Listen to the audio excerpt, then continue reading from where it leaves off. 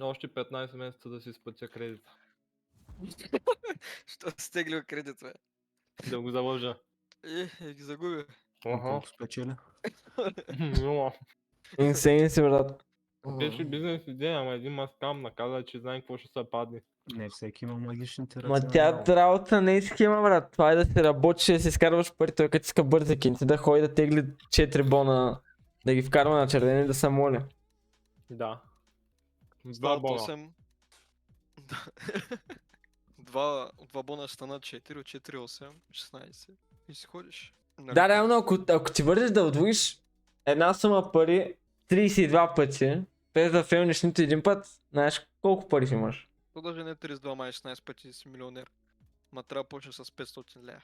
Ако почнеш с 500 лева, много по-малко от 16 пъти се трябва, брат. Не знам. От това ти трябва реално 500 на 16, знаеш колко пари са, от...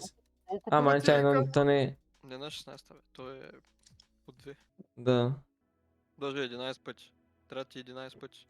Да ги оцелиш и си милионер. Колко пъти? 11. 11 пъти, брат. Не звучи много. Е много малко реално, да. Ма те 11 пъти трябва да станат поредни без да 500 лева, фейлнеш. Ако ти вържа 11 пъти, си милионер. Момчето има бизнес план. Да теглим кредити.